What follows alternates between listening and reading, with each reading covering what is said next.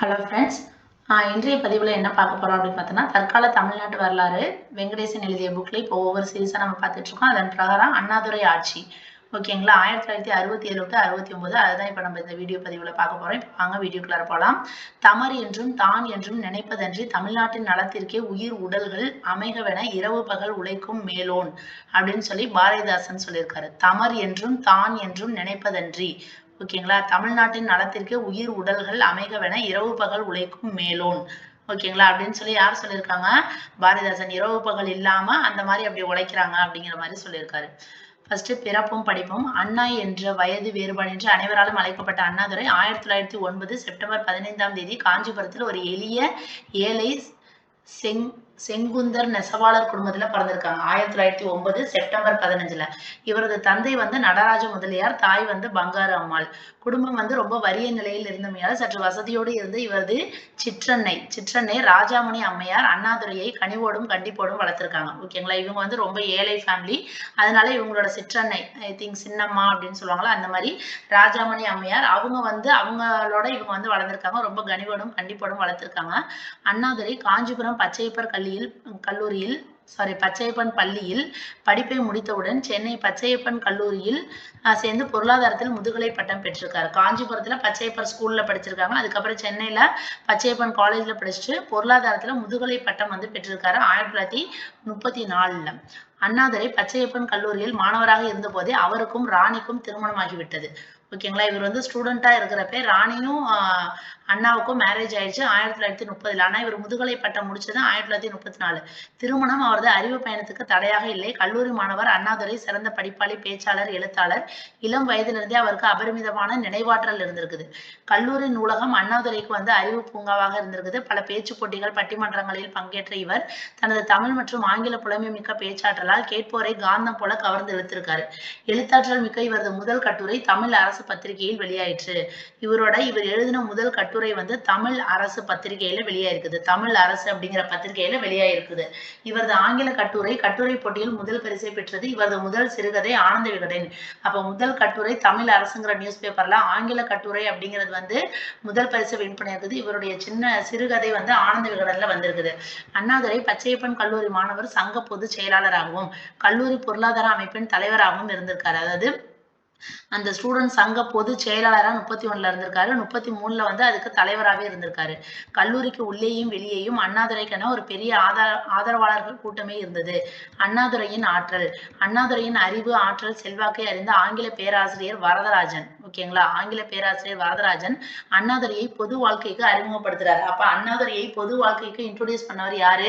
அவருடைய ஆங்கில பேராசிரியரான வரதராஜன்.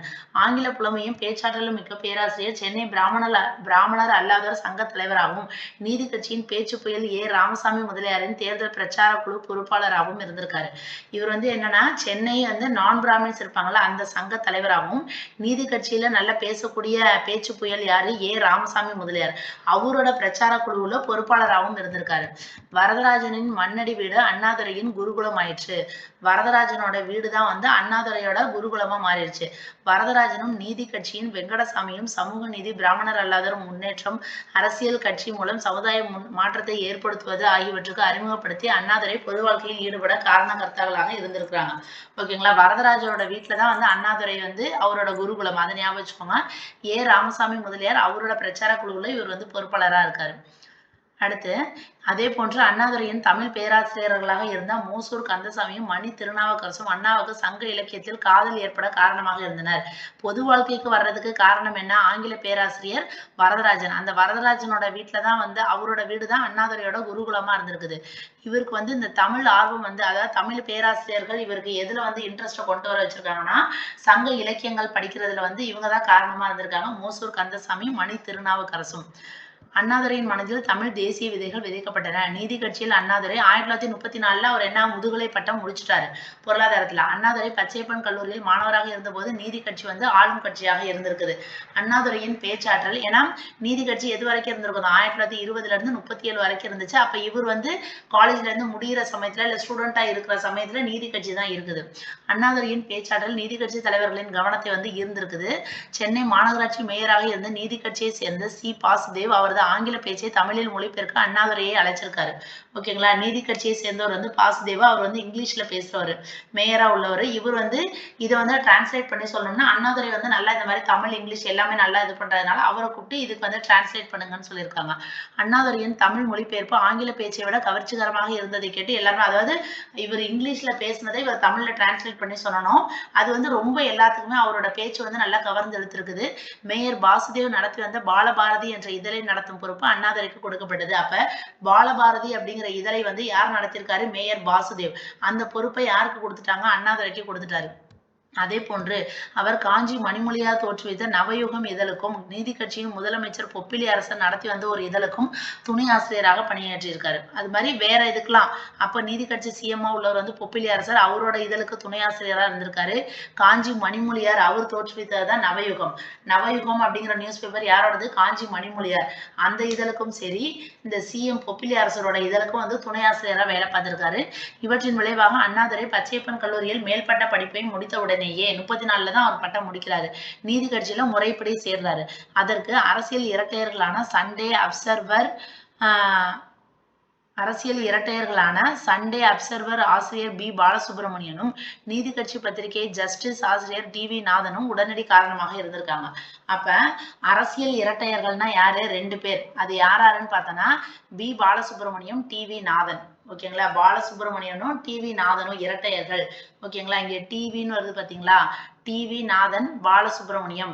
காலையில எழுந்திரிச்சோன்னா பால் குடிச்சுக்கிட்டு டிவி பாக்குறதுதான் நமக்கு வந்து ரெண்டுமே வந்து ஒரு நல்ல ஹாப்பியா இருக்கும் அப்படிங்கிற மாதிரி ஞாபகம் வச்சுக்கோங்க. அப்ப இரட்டையர்கள்னா காலையில அந்த டிவி பால் குடிக்கிறது.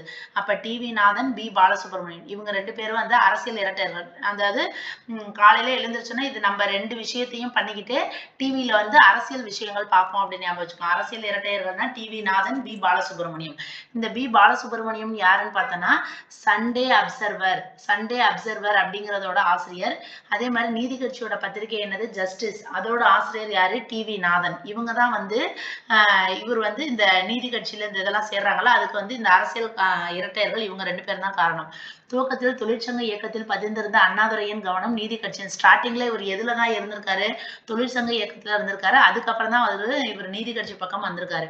ஃபர்ஸ்ட் திருப்பூர் மாநாடு 1935 அண்ணாதுரையும் பெரியாரும் சந்திக்கிறாங்க. திருப்பூர் மாநாட்டுல தான் அண்ணாதுரையும் பெரியாரும் சந்திக்கிறாரு. 34ல இவர் படிச்சு முடிச்சிட்டாரு.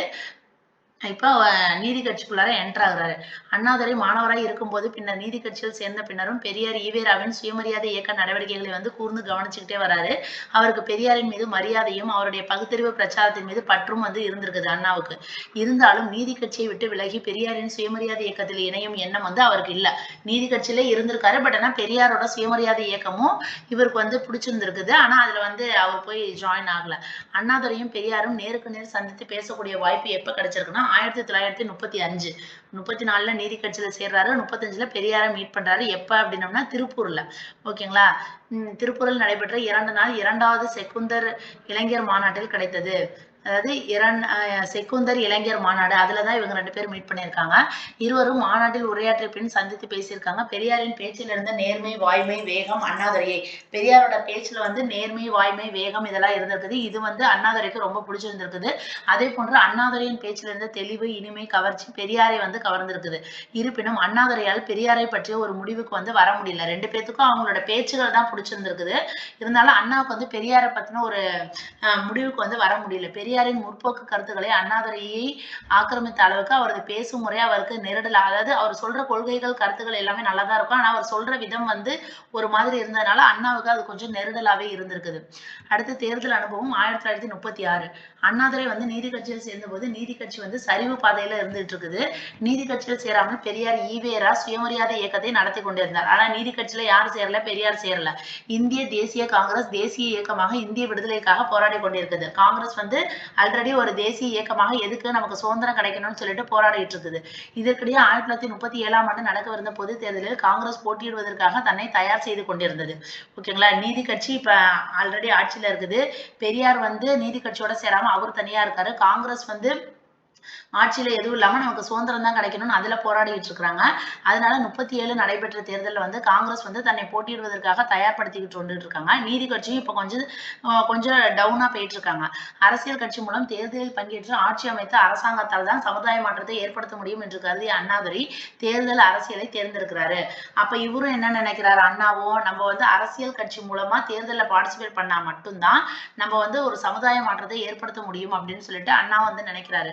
அதற்காக வாய்ப்பை அப்போது நீதி கட்சி பிரபலங்களில் ஒருவரான குமார ராஜா முத்தையா செட்டியார் அண்ணாதுரை சென்னை மாநகராட்சிக்கு பெத்துநாயக்கன் கோட்டை தொகுதியிலிருந்து போட்டியிடுவதற்கான வாய்ப்பை ஏற்படுத்தி கொடுத்தார். அப்ப இவர் என்ன பண்றாரு, இவர் எலெக்ஷன்ல நிக்கிறாரு. அண்ணா எந்த இடத்துல, சென்னை மாநகராட்சியான பெத்துநாயக்கன் பேட்டை, சென்னை மாநகராட்சியில் உள்ள பெத்துநாயக்கன் பேட்டை அதுல போட்டியிடுவதற்கான வாய்ப்பை ஏற்படுத்தி கொடுத்தவர் யாருன்னா நீதி கட்சியில் உள்ள பிரபலமான ஒருத்தர் குமாரராஜா முத்தையா செட்டியார். இவர் தான் ஏற்படுத்தி கொடுக்கிறாரு. நீதி கட்சியின் சார்பாக காங்கிரஸ் வேட்பாளருக்கு எதிராக போட்டியிட்டு அண்ணாதுரை வந்து வெற்றி பெறல. ஏன்னா நீதி கட்சி அப்ப டவுனா போயிட்டு இருந்த சமயம் அப்ப காங்கிரஸ் வேட்பாளருக்கு எதிராக அண்ணா நிக்கிறாரு, அவர் வந்து தோத்துட்டாரு. பேச்சாற்றல் மட்டும் தேர்தலில் வெற்றி பெற போதாது என்று அரசு அப்பதான் அவர் என்ன நினைச்சிருக்காரு, நம்ம பேசுற விஷயங்கள் வந்து மத்தவங்களுக்கு பிடிச்சிச்சுன்னா பேசுறத மட்டும் தான் ரசிப்பாங்க, நமக்கு வந்து அரசியல்ல நமக்கு எதுவும் இது பண்ண முடியாதுங்கிற அந்த உண்மையை வந்து ஒரு உணர்ந்திருக்காரு அண்ணா. அடுத்து துறையூர் மாநாடு 1937 திருப்பூர் சந்திப்புக்கு 2 ஆண்டு இடைவெளிக்கு பிறகு பெரியாரின் அழைப்பின் பேரில் அண்ணாதுரை ஈரோடு சென்று பெரியார் நடத்தி வந்த குடியரசு மற்றும் விடுதலை இதழ்களின் முழு நேர துணை ஆசிரியராக பொறுப்பேற்கிறார். இப்ப திருப்பூர்ல 1935 2 பேரும் மீட் பண்ணிட்டாங்க. அதுக்கப்புறம் 1937 இவர் என்ன பண்றாருன்னா பெரியார் வந்து கூப்பிடுறாரு அண்ணாவை.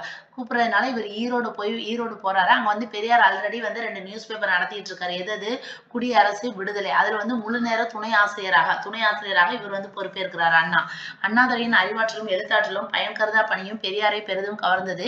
எனவே அவர் துறையோடு நடத்திய சுயமரியாதை மாநாட்டுக்கு தலைமை தாங்கும் வகுப்பை அண்ணாதுரைக்கு அளித்திருக்காரு.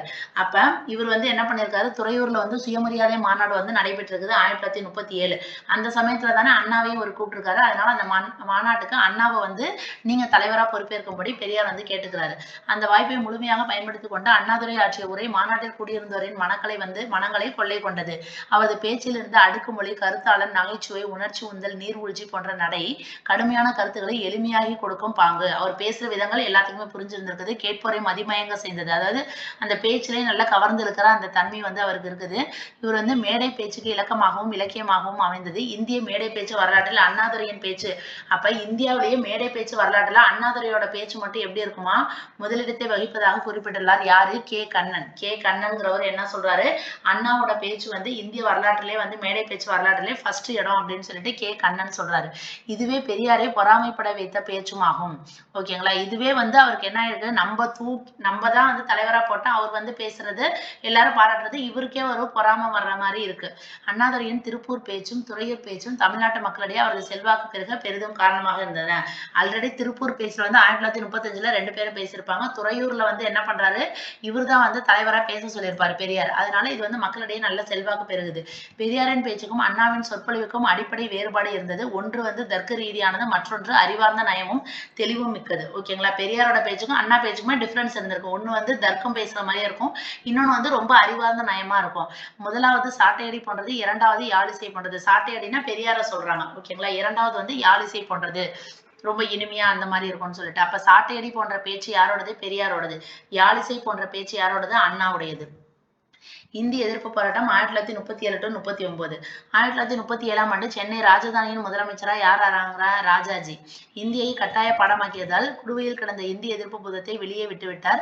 பெரியார் காங்கிரஸில் இருந்த போதே இந்தியாவின் பொது மொழியாவதை பெரியார் வந்து ஆல்ரெடி காங்கிரஸ்ல இருந்த சமயத்திலே அவர் என்ன சொன்னாரு, இந்தி வந்து ஒரு பொது மொழியாக இருக்கக்கூடாதுன்னு சொல்லிட்டு தீவிரமா எதிர்த்து வந்திருப்பாரு. இப்ப ராஜாஜியோட இந்தி கொள்கையை கொண்டு வந்ததுனால இது வந்து என்ன ஆயிடுச்சு அப்படின்னோம்னா இந்திய எதிர்ப்பு போராட்டம். அதுல யாராவது கலந்துக்கிறாங்க, பெரியாரும் அண்ணாவும் கலந்துக்கிறாங்க. பெரியாருக்கு வந்து ஓராண்டு சிறை தண்டனையும் அண்ணாவுக்கு வந்து 4 மாத சிறை தண்டனையும் கிடைக்கும்.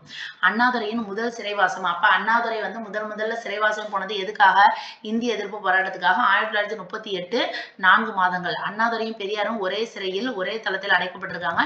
இந்த சிறைவாசம் இந்த இருவருக்கும் இடையிலான தொடர்பையும் பாச பிணைப்பையும் அந்த ஒரே இதுல இருக்கிற சமயத்துல அவங்க வந்து அவங்களோட கருத்துக்களை பரிமாறது மூலியமாக அவங்களோட பாச பிணைப்பு வந்து பலப்படுது. பெரியாருடன் பயணம் 1941. 1941ஆம் ஆண்டு பெரியார் வந்து ஹரித்வார யாத்திரை மேற்கொண்ட போது அண்ணாதுரையும் உடன் அழைத்து செல்றாரு. இப்ப அங்க வந்து 38ல வந்து ஹிந்தி எதிர்ப்பு போராட்டத்துக்காக ஜெயில போயிட்டு 1 வருஷம் 4 மாசம் இந்த மாதிரி சமயத்துல வெளியில வந்துடுறாங்க. அதுக்கப்புறம் 41ல பெரியார் வந்து எங்க போறாரு, ஹரித்வாரா யாத்திரை வந்து போறாரு. அப்ப போறப்ப அண்ணாவையும் கூட்டிட்டு போறாரு. அந்த நகர்ல 2 பேருமே வந்து 10 நாட்கள் வந்து தங்கியிருக்கிறாங்க. அப்போது அங்க இருந்த சாதுக்கள், சாமியார்கள், சோம்பியர்கள் பற்றி இருவரும் வந்து நேரில் வந்து பாக்குறாங்க. தாடி பெரியாரையும் அவருடன் இருந்த அண்ணாதுரையையும் மதிப்பிற்குரிய சாமியார் சீடர் என்று எண்ணிய ஹரித்வார் மக்கள் அவர்களுக்கு மிகுந்த மரியாதை. அப்ப அங்கதான் வந்து பெரியார் வந்து தாடியோட இருந்திருக்காரு, அவரோட அண்ணாவும் இருந்திருக்காங்களா. அதனால அங்க உள்ள மக்கள்லாம் வந்து இவங்க வந்து தாடி பெரியார் வந்து சாமியார் போல, அண்ணா வந்து சீடர் போல அப்படின்னு நினைச்சிட்டு அவங்களுக்கு வந்து ரொம்ப வந்து மரியாதை கொடுக்குறாங்க.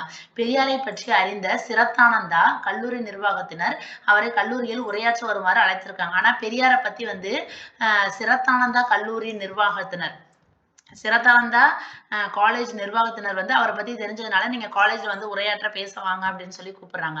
அந்த அழைப்பை ஏற்றுக்கொண்டு அந்த கல்லூரி மாணவர்களிடையே உரையாற்றுறாரு பெரியார். அவரது உரையை ஆங்கிலத்தில் அழகாக மொழிபெயர்த்திருக்காரு. அவர் தமிழ்ல பேச பேச அதை வந்து இங்கிலீஷ்ல டிரான்ஸ்லேட் பண்ணது வந்து அண்ணா. பெரியாரின் ராமாயண பேச்சு மாணவரிடையே மிகுந்த வரவேற்பை பெற்றிருக்குது. அதே போன்று அண்ணாதுரையின் ஆங்கில மொழிபெயர்ப்பும் வந்து கேட்போரை நல்லா கவர்ந்திருந்திருக்கு. அதை அடுத்து பெரியார் லக்னோ பல்கலைக்கழகத்துக்கு சென்ற போது கூட்ட அமைப்பாளர்கள் அண்ணாதுரையும் உரையாற்ற வேண்டும் என்று கேட்டுக்கொண்டனர். இப்ப இது வந்து ஹரித்வார் மாநாட்டுல ஹரித்வாருக்கு போயிட்டு அங்க ஒரு காலேஜ்ல போய் பேசுறாங்க. இவர் தமிழ்ல பேசுறாரு, இவர் இங்கிலீஷ்ல டிரான்ஸ்லேட் பண்ணாரு, ராமாயணத்தை பத்தி எல்லாம் பேசுறாரு. அதுக்கப்புறம் லக்னோ வந்து போறாரு. லக்னோ யூனிவர்சிட்டியில போயிட்டு பெரியார் வந்து போறப்ப அங்க உள்ள அமைப்பாளர்கள் எல்லாமே அண்ணாதுரையும் பேசணும் அப்படின்னு சொல்லி கேட்கறாங்க. ஆனா அதுக்கு வந்து பெரியார் வந்து சம்மதிக்கல. அண்ணாதுரை பேச்சை மொழிபெயர்க்க வந்தாரு என்று அவர் என்ன சொல்றாருன்னா, அவர் ஜஸ்ட் வந்து நான் என்ன பேசுறேன்னா அது வந்து டிரான்ஸ்லேட் பண்றதுக்கு மட்டும்தான் வந்தாரே தவிர வேற எதுக்கும் பேச வரல அப்படிங்கிற மாதிரி பெரியார் சொல்றாரு. இந்த நிகழ்ச்சி அண்ணாதுரை பெரியாரை புரிந்து கொள்வதற்கான வாய்ப்பாக அமைந்தது. இந்த நிகழ்ச்சியில தான் அண்ணா வந்து என்ன பண்றாரு பெரியாரை பத்தி, அப்ப பெரியாருக்கு நம்மள மேல கொஞ்சம் பொறாம இருக்கு அப்படிங்கிற மாதிரி ஒரு விஷயம் வந்து தெரியற மாதிரி அதுக்கு ஒரு வாய்ப்பு இது. ஹரித்வார் யாத்திரை அண்ணாதுரையின் அறிவு பயணத்தில் முக்கிய மறக்க முடியாத அனுபவ மைல்கல் ஆயிடுச்சு. ஓகேங்களா, ஹரித்வார் யாத்திரையை சொல்றாங்க. அதுக்கடுத்து தனி தடத்தில் அண்ணாதுரை 1942 திராவிட நாடு. ஹரித்வார் பயணத்திலிருந்து திரும்பிய அண்ணாதுரை 1942 மார்ச் மாதம் 8ஆம் தேதி பெரியாரை விட்டு பிரிந்து காஞ்சிபுரம் சென்று திராவிட நாடு என்ற பெயரில் ஒரு வார இதழை துவங்கிறார். அப்ப இந்த ஹரித்வார் மாநாடு, லக்னோ வந்து எப்ப போனாங்க, வருஷம் கொடுத்துருக்காங்களா? லக்னோ வந்து வருஷம் கொடுக்கல. இந்த ஹரித்வார் இதுக்கு போயிட்டு வந்ததுக்கு அப்புறமேல அண்ணா என்ன பண்ணிடுறாரு, பெரியாரை விட்டு பிரிஞ்சுறாரு. பிரிஞ்சுட்டு காஞ்சிபுரம் வந்து திராவிட நாடு அப்படிங்கிற பெயர்ல ஒரு வார இதழை வந்து துவங்குறாரு. விரைவிலேயே அந்த பத்திரிகை வாசகர்களை காந்தம் போல கவர்ந்திழுக்குது. அதன் வாசகர் வட்டம் விரிவடைந்தது. எதிர்பார்ப்பு அதிகமாயிடுச்சு. குடத்துக்கு உள்ளே இருந்த விளக்கு வெளியே வந்து அறிவு ஒளி வீசியது. சௌமியன், பரதன், ஒற்றன், சம்மட்டி, நக்கீரன், சமதர்மன், வீனஸ், வீரன் போன்ற பல புனைப்பெயர்களில் அண்ணாதுரை வந்து கட்டுரை, கதைகள், விமர்சனம், ஓரங்க, நாடகம் இதெல்லாம் எழுதுறாரு. அதாவது திராவிட நாடு அப்படிங்கிற ஒரு வார இதழை துவங்கியவர் யாரு, அண்ணா. அந்த நியூஸ் பேப்பர்ல வந்து இவர் வந்து என்ன பண்றாரு, வேற வேற புனைப்பெயர்கள்ல தான் கட்டுரை எழுதுறாரு. அது என்னன்னா சௌமியன், பரதன், ஒற்றன், சம்மட்டி, நக்கீரன், சமதர்மன், வீனஸ், வீரன் அந்த மாதிரி இதுல வந்து எழுதுறாரு. ஒவ்வொரு வாரமும் திராவிட நாடு மிகுந்த ஆவலோடு எதிர்பார்க்கப்பட்டது.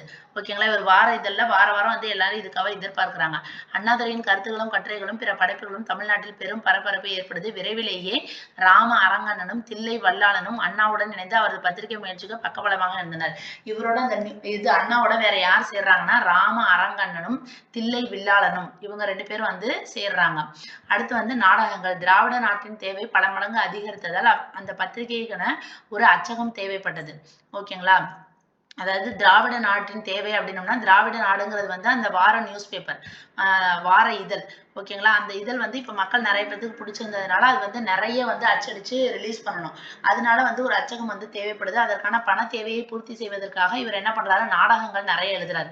அப்ப இவர் நாடகம் எழுதுறதுக்கு ரீசன் என்ன, இவர் ஆரம்பிச்சது வந்து திராவிட நாடு அப்படிங்கிற ஒரு வார இதழ். அதை வந்து நிறைய அச்சடிக்கணும்னா ஒரு அச்சகம் வந்து வாங்கணும், அதுக்கு காசு வேணும். அதுக்காக இவர் நாடகம் எழுதுறாரு.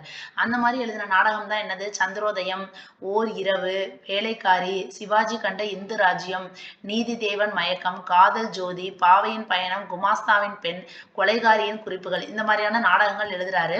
அண்ணாதுரையின் படைப்புகள் அச்சக விரிவாகத்துக்கான தொகையை ஈட்டி கொடுத்ததோடு பிரச்சார இலக்கியத்தில் பெரும் புரட்சியும். இந்த மாதிரி நாடகங்கள் எழுதுறது மூலயமா அவருக்கு பணம் கிடைக்கும்ல, அதன் மூலயமா இவருக்கு வந்து அச்சகம் வாங்க முடியுது. இதை படித்தவர் படிக்காதவர் என்ற வேறுபாட்டை கடந்து அனைவரது குறிப்பாக மாணவர்களின் உள்ளங்களையும் கொள்ளை கொண்டன. ஆட்சியாளர்கள் மட்டும் வந்து அதிர்ச்சி அடைகிறாங்க. அண்ணாதுரையின் புதிய புரட்சிகரமான படைப்புகளை கூர்ந்து கவனித்து வந்த கல்கி கிருஷ்ணமூர்த்தி அவரை ஜெர்மனியின் நாடக மேதை இப்சனோடு ஒப்பிட்டு பார்த்தார். இப்ப அண்ணாதுரையோட இந்த நாடகங்கள் இது எல்லாத்தையும் மக்கள் வந்து விரும்பி எல்லாம் பாக்குறாங்க. ஆனா வந்து அவர் வந்து கூர்ந்து கவனிச்சு வந்தவர் யாருன்னு பார்த்தோன்னா கல்கி கிருஷ்ணமூர்த்தி. அவர் என்ன சொல்றாருன்னா, ஜெர்மனியில உள்ள ஒரு நாடக மேதை இப்சன்னு ஒருத்தர் இருக்காரு. அவரோட வந்து இவரை ஒப்பிட்டு பேசுறாரு. அப்ப ஜெர்மனி நாடக மேதையான இப்சனோடு அண்ணாவை ஒப்பிட்டு பேசியவர் யாருன்னா கல்கி கிருஷ்ணமூர்த்தி.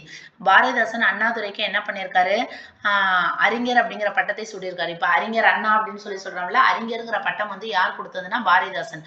அதிலிருந்து அவர் அறிஞர் அண்ணாதுரை என்று அறியப்பட்டார். அண்ணாவின் எழுத்தும் கருத்தும் படித்தவரிடையே இலக்கிய சுவை பாமரரிடையே எழுச்சியை ஏற்படுத்தது. அடுத்து கடவுள் மறுப்பு இயக்கம் 1942 to 44.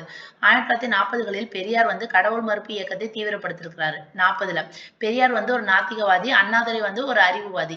எனவே அண்ணாதுரை வந்து கடவுள் இருக்கிறாரா இல்லையா என்ற சர்ச்சையில் கலந்து கொள்ளாமல் புராண இதிகாசம் இதுல உள்ள நம்ப முடியாத நிகழ்ச்சிகள், முரண்பாடுகள், ஆபாசங்கள் இது எல்லாத்தையும் அம்பலத்துக்கு வந்து கொண்டு வந்தார். ஓகேங்களா. ராமாயணம் ஒரு ஆபாச காவியம் என்பதை எடுத்துக்காட்டுகளோட எடுத்துரைக்கிறாரு. பெரிய புராணத்தில் காணப்படும் முரண்பாடுகளை கோடிட்டு காட்டுறாரு. சமய இலக்கியங்களில் காணப்படும் ஆரியர் திராவிடர் வேறுபாடுகளை எக்ஸாம்பிளோட விளக்குறாரு. சுருங்க கூறின் அண்ணாதுரை பெரியார் சென்ற பிறர் மனதை புண்படுத்தும் நாத்திக பாதையில் செல்லாமல் தமிழ்நாட்டு மக்களை மூட நம்பிக்கைகளின் இரும்பு பிடியிலிருந்து விடுவிக்கும் அறிவு பாதையில் பயணித்தார். அதாவது பெரியார் வந்து ஒரு விஷயத்தை வந்து ரொம்ப ஹார்டா சொல்றது, அண்ணாதுரை வந்து என்ன சொல்றாருன்னா அது வந்து மூட நம்பிக்கை, அதுல இருந்து எப்படி வெளியில வரணும், எப்படி அறிவு பாதையில பயணிக்கணும் அப்படிங்கிற மாதிரி இவர் சொல்றாரு. அதாவது சொல்ற விதம்னு சொல்லுவாங்கல்ல, ரெண்டு பேரத்தோட கருத்தும் ஒண்ணுதான் இருக்கும். ஆனா பெரியார் சொல்ற விதங்கள் வேற மாதிரி இருக்கு, அண்ணா சொல்ற விதங்கள் வந்து வேற மாதிரி இருக்கு. அந்த மாதிரிதான் இங்க சொல்றாங்க. வேறு விதமாக கூறுவதாயின் அண்ணாதுரை பெரியாரின் பகுத்தறிவு குறிக்கோளை ஏற்றுக்கொண்டார். ஆனால் அந்த இலக்கை அடைவதற்கான வழியை வந்து ஏற்றுக்கொள்ளவில்லை. ஓகேங்களா. அவரோட கருத்தை ஏத்துக்கிறாரு, ஆனா அதுக்கான வழி, அவர் போற வழி வந்து தவறு அப்படிங்கிற மாதிரி அவர் சொல்றாரு. காந்தியடிகளை போன்று முடிவும் அதை அடைவதற்கான மார்க்கமும் தூய்மையாக இருக்க வேண்டும் என்று கருதினார் அண்ணா. அப்ப அண்ணா வந்து யாரோட கான்செப்ட் எடுத்துக்கிறாரு, காந்தியடிகளை போன்று முடிவும் அதை அடைவதற்கான மார்க்கமும் தூய்மையாக இருக்கணும். நம்ம எதை நோக்கி போறோம், எங்க முடிவு இருக்கு, அதை அடைவதற்கான வழி என்ன, அது ரெண்டுமே வந்து தூய்மையாக இருக்கணும், கெட்ட வழியில போகக்கூடாது அப்படிங்கிற மாதிரி அண்ணா வந்து காந்தியோட கருத்தை ஏத்துக்கிறாரு. பிறர் மனதை புண்படுத்தாமல் தன் கருத்துக்களை தெரிவிப்பதில். ஆனா பெரியார் வந்து மத்தவங்களோட மனதை புண்படுத்துறதை பத்தி எதுவும் இது பண்ணல. அதாவது அந்த மாதிரி பேசுவாரு. அண்ணா வந்து என்னன்னா மத்தவங்களோட மனதையும் புண்படுத்தாமல் தன்னோட கருத்துக்களை வந்து ஒரு அறிவார்ந்த முறையில நல்லா புரிஞ்சுக்கிற மாதிரி எப்படி எக்ஸ்பிளைன் பண்ணணும் அப்படிங்கிற மாதிரி இவர் வந்து இருப்பாரு அண்ணா. அடுத்து வந்து திருச்சி மாநாடு 1943. ஆக்சுவலா ஒவ்வொரு வருஷம் அப்படியே வரிசையா பார்த்துட்டு வராங்க. 42 தான் இப்ப பார்த்தோம் கடவுள் மறுப்பு இயக்கம், 42 to 44. அதுக்கு அடுத்து 44 வந்து திருச்சி மாநாடு. அண்ணா வந்து ஈரோட்டில இருந்து காஞ்சிபுரம் வந்து ஈரோட்ல பெரியார்ல இருந்து பிரிஞ்சு காஞ்சிபுரத்துல வந்துதான் திராவிட நாடுங்கிற வார இதெல்லாம் ஆரம்பிச்சிருப்பாரு. அப்பதான் வந்து பெரியாருக்கும் நடத்தி கொண்டிருக்கும் போதும் அவருக்கும் பெரியாருக்கும் இடையே உள்ள தொடர்பு நீடிச்சு இருந்திருக்குது. அவர் தனியா வந்து நியூஸ் பேப்பர் வார இதழ் ஆரம்பிச்சாலும் ரெண்டு பேரும் வந்து கனெக்ஷன் இருந்துட்டு இருக்காங்க. அதற்கு காரணம் பெரியார் நீதி கட்சியின் தலைவராகவும் அண்ணாதுரை வந்து அதோட பொது செயலாளராகவும் இருந்திருக்காரு. அதனால ரெண்டு பேரும் பேசிதானே அவனும் ஒரு கட்சிங்கிறதுனால. 1943 ஏப்ரல் 25ஆம் தேதி திருச்சியில் கூட்டப்பட்ட 14வது நீதி கட்சி மாநாட்டிற்கு அண்ணாதுரை தலைமை தாங்கும் வாய்ப்பை கொடுத்தார் பெரியார். திருப்பி வந்து எப்படி அங்க திருப்பூர் மாநாட்டுக்கு வந்து கொடுத்தாரோ அதே மாதிரி வந்து இங்க திருச்சி மாநாடு 1943 நடைபெற அண்ணா வந்து தலைமை தாங்கும் பொறுப்பை வந்து யார் கொடுக்கிறாரு, பெரியார். அந்த மாநாட்டில் உரையாற்றிய அவர் அண்ணாதுரை இளைஞர், பதவியோ கௌரவ பட்டத்தையோ பொருளையோ விரும்பாதவர், முதுகலை பட்டம் பெற்றவர், சிறை தண்டனை சென்றவர், கொள்கை பிடிப்புள்ளவர், செயலாற்ற உள்ளவர், மாநாட்டுக்கு தலைமை தாங்க இத்தகையோர் கிடைப்பது அரிது என்று அண்ணாதுரையை புகழ்ந்து அதாவது அண்ணாவை பத்தி புகழ்ந்து பாராட்டின மாநாடு எதுன்னு பார்த்தோன்னா இந்த திருச்சி மாநாடு. ஓகேங்களா. அதாவது அண்ணா வந்து ஒரு இளைஞர், ஒரு பதவி கௌரவ பட்டம் இதெல்லாம் விரும்பாதவர், பொருள் விரும்பாதவர், இவர் வந்து பொருளாதாரத்துல முதுகலை பட்டம் பெற்றிருக்காரு, சிறை தண்டனை போயிருக்காரு, ரொம்ப கொள்கையோட இருக்கவர், செயலாற்றலோட உள்ளவர் அப்படின்னு சொல்லிட்டு அவர் ரொம்ப பாராட்டி சொல்லியிருக்காரு. அதுக்கடுத்து சேலம் மாநாடு 1944 ஆகஸ்ட் 27ஆம் தேதி சேலத்தில் கூட்டப்பட்ட நீதி கட்சி மாநாடு தற்கால தமிழ்நாட்டு வரலாற்றில் முக்கிய நிகழ்ச்சிகளில் ஒன்று. அப்ப இந்த மாதிரி இந்த டேட்டோட வர்றதை நோட் பண்ணிக்கோங்க. 1947 ஆகஸ்ட் 27 சேலம் நீதி கட்சி மாநாடு. இது வந்து ஒரு முக்கியமான நிகழ்ச்சி. அந்த மாநாட்டில் தான் நீதி கட்சி வந்து திராவிடர் கழகம் என்ற பெயர் மாற்றம் ஏற்பட்டது. ஓகேங்களா. நீதி கட்சி திராவிடர் கழகம் அப்படிங்கிற பெயர் மாற்றம் அடைந்த மாநாடு எது, சேலம் மாநாடு. வருஷம் 1944 ஆகஸ்ட் 27. பெரியார் கட்சியின் பெயர் மாற்றத்துக்கு முயற்சி செய்து கொண்டிருந்த போதே சண்டே அப்சர்வர் ஆசிரியர் P Balasubramaniam, WB Soundarapandian, PT Rajan, KV Ratnagiri, CG Britto போன்ற பெரியாரின் தலைமையையே மாற்றுவதற்கான, அதாவது பெரியார் வந்து கட்சியோட பெயரை தான் மாத்திட்டு இருக்காரு. ஆனா அந்த சமயத்திலேயே அங்க உள்ளுக்குள்ளார உள்ளவங்களே என்ன பண்ணிட்டு இருக்காங்க, பெரியாரையே மாத்தலாம் அப்படிங்கிற மாதிரி நடவடிக்கைகள் பண்ணிட்டு இருக்காங்க. நீதி கட்சியின் பொது செயலாளராக இருந்த KI விஸ்வநாதன் பெரியாருக்கு எதிராக 14 குற்றச்சாட்டுகளை கூறி அந்த பதவியிலிருந்து விலகினார். அதாவது நீதி கட்சியில உள்ள பொது செயலாளரா இருந்தவர் யாரு? கி.ஆ.பெ. விஸ்வநாதன். இவர் வந்து என்ன பண்ணிருக்காரு? பெரியாருக்கு ஆப்போசிட்டா 14 குற்றச்சாட்டுகளை கூறி இந்த பதவியிலிருந்து இவர் வந்து விலகிட்டார், பொது செயலாளர் பதவியிலிருந்து. நீதி கட்சி 2ஆக பிரியும் சூழ்நிலை உருவாகிய போது அண்ணாதுரை வந்து பெரியாருக்கு பக்கபலமாக இருக்கிறாரு. ஓகேங்களா? இப்ப இது வந்து இந்த இடத்துல என்ன ஆயிடுச்சு? பெரியார் வந்து நீதி கட்சியை வந்து திராவிடர் கழகம் அப்படின்னு சொல்லிட்டு மாத்துறாரு. மாத்தினதுக்கு அப்புறமேலு இப்ப இங்க என்ன பண்றாங்க? இங்க உள்ளுக்குள்ளார உள்ள நிறைய பேரை வந்து பெரியாரையே தலைமையை மாத்தலாம் அப்படின்னு சொல்லிட்டு இருக்கிறாங்க. அப்ப நீதி கட்சியோட பொதுச் செயலாளர் கி.ஆ.பெ. விஸ்வநாதன் என்ன பண்றாருன்னா, பெரியாருக்கு எதிராக ஒரு 14 குற்றச்சாட்டை சொல்லி அவர் பதவியிலிருந்து விலகிறாரு. நீதி கட்சி வந்து 2ஆக பிரியும் சூழ்நிலை உருவாகிய போது அண்ணா வந்து என்ன பண்றாரு? பெரியாருக்கு பக்கபலமா இருக்கிறாரு. இருப்பினும் பெரியார் அண்ணாதுரையின் நம்பகத்தன்மையை வந்து சந்தேகிக்கிறார். இருந்தாலும் பெரியார் வந்து அண்ணாவை வந்து நம்பல, கொஞ்சம் டவுட்ஃபுல்லாவே இருக்காரு.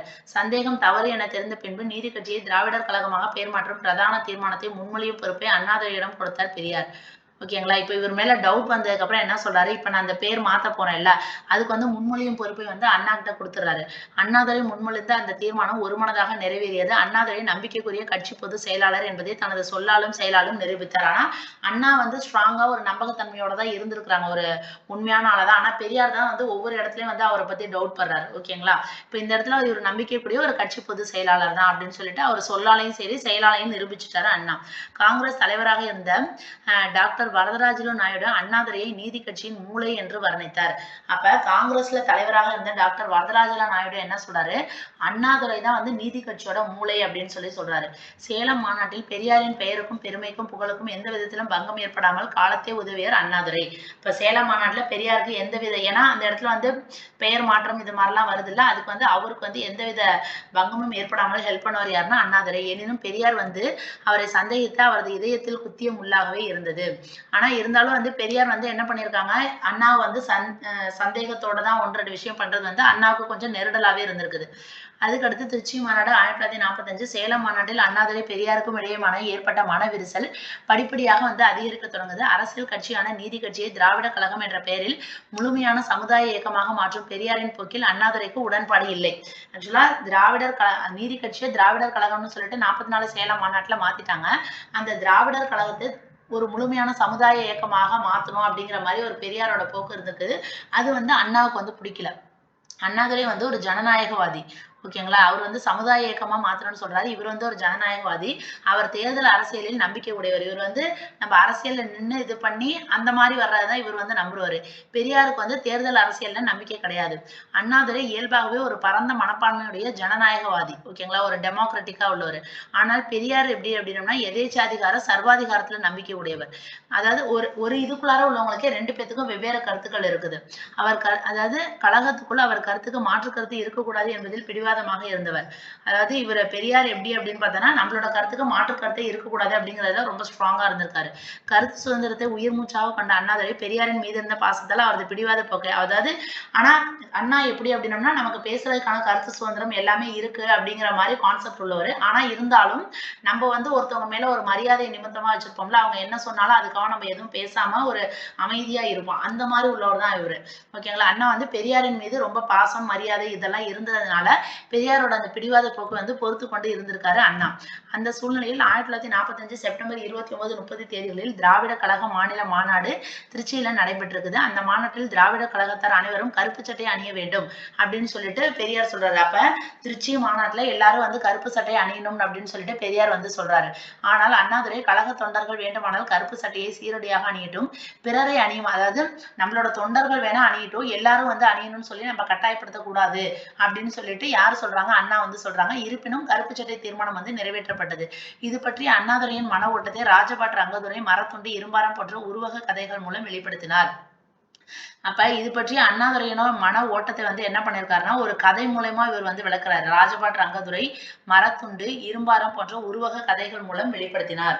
ஓகேங்களா? அடுத்து இந்திய எதிர்ப்பு போராட்டம் 1946. இந்தியா விடுதலை அடைவதற்கு முன்பு சென்னை ராஜதானியின் முதலமைச்சராக இருந்த டி பிரகாசத்தின் ஆட்சி காலம். அதாவது விடுதலை அடைகிறதுக்கு முன்னாடி டி பிரகாசம் தான் சிஎம்மா இருக்காங்க. 1946 to 47 மீண்டும் இந்தியை கட்டாய பாடமாக்குவதற்கான முயற்சி வந்து மேற்கொண்டு வராங்க. மீண்டும் பெரியார் வந்து இந்திய திணிப்புக்கு எதிராக போராட்டத்தை ஸ்டார்ட் பண்றாரு. திராவிடர் கழகத்தின் சார்பாக நடத்தப்பட்ட இந்திய எதிர்ப்பு போராட்டத்துக்கு அண்ணாதுரை வந்து போராட்ட தளபதியாக தேர்ந்தெடுக்கப்படுறாங்க. அண்ணாதுரையின் தலைமையில் நடைபெற்ற இந்த போராட்டத்தில் பலர் கைது செய்யப்படுறாங்க. சில இடங்களில் போலீஸ் வந்து தடியடி நடக்குது. பாரதிதாசனுக்கு பரிசா 1946. திராவிட இயக்கத்தின் பால் பற்று கொண்டவர் பலர். அவர்களில் முன்னணியில் இருந்தவர்களில் ஒருவர் தான் பாரதிதாசன். திராவிட இயக்கத்துல பற்று கொண்டவர் யாரு? பாரதிதாசன். அவர் பார்த்து வந்து ஆசிரியர் தொழிலை விட்டுவிட்டு திராவிடர் இயக்கத்தில் சேர்ந்து ஏழை ஆயிட்டாரு. டீச்சரா உள்ளவர் இதுல வந்துட்டு இதாயிட்டாங்க.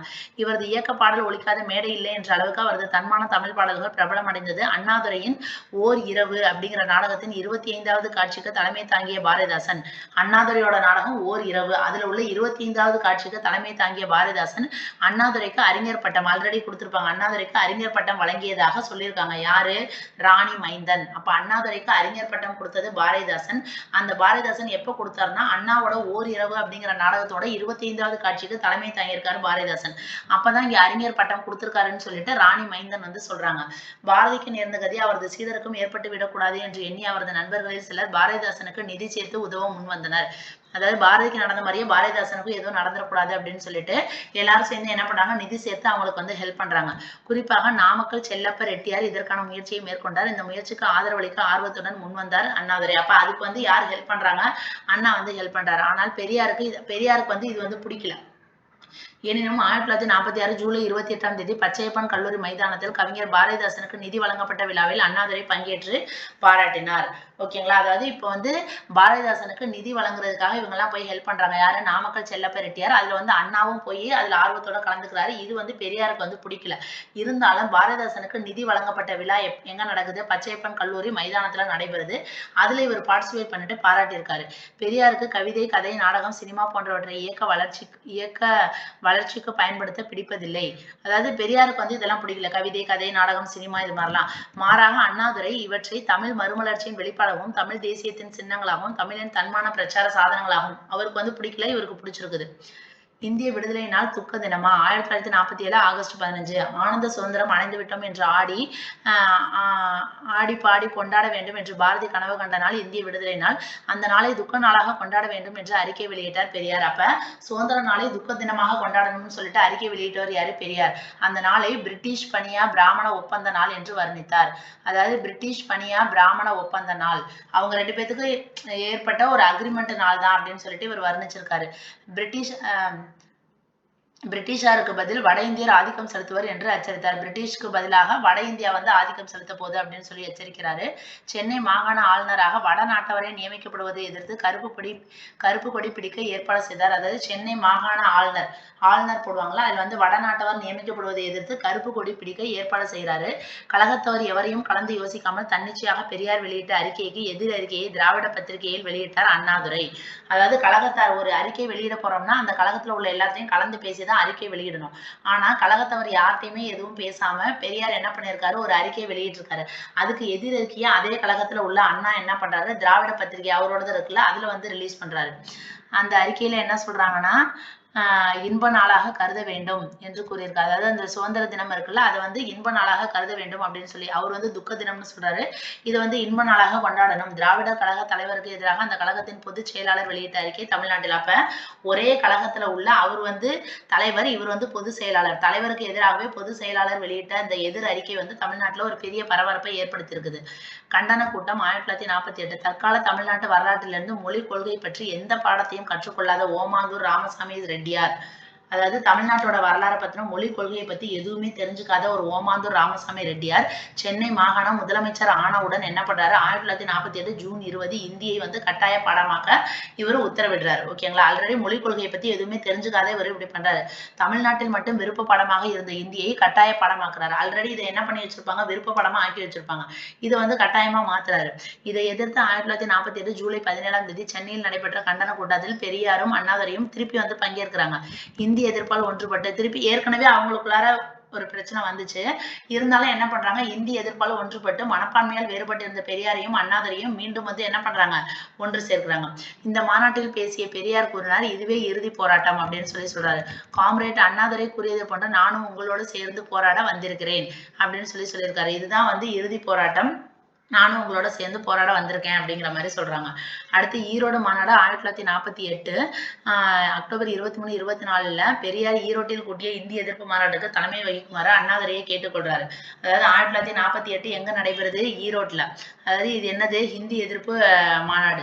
அதுக்கு வந்து ஈரோட்ல நடக்குது. அதுக்கு வந்து அண்ணாதுரையை திருப்பி நீங்க வந்து தலைமை தாங்குங்கன்னு சொல்றாரு. அந்த அழைப்பை ஏற்று ஈரோடு சென்ற அண்ணாதுரைக்கு மகத்தான உற்சாக வரவேற்பு அளிக்கப்பட்டது. இந்த மாநாட்டில் திருவிக்காவும் இருக்காரு. இந்த மாநாட்டுல இந்திய எதிர்ப்பு மாநாட்டுல வந்து ஈரோட்ல நடைபெறுது. பெரியார் இருக்கிறாங்க, அண்ணா இருக்கிறாங்க, திருவிக்கா இருக்கிறாங்க. அந்த மாநாட்டில் உணர்ச்சி வசப்பட்டு பேசிய பெரியார் கழக பெட்டி சாவியை அனைவரது முன்னிலையில் அண்ணாதுரையிடம் கொடுத்துவிட முடிவு செய்து விட்டதாக அறிவித்தார். அதுல வந்து ரொம்ப வந்து கொஞ்சம் எமோஷனலா வந்து பேசியிருக்காரு. கழக பெட்டி சாவியை வந்து அனைவரது முன்னிலையும் அண்ணாதுரையிடம் நான் வந்து கொடுத்து விட போறேன் அப்படிங்கிற மாதிரி சொல்றாரு.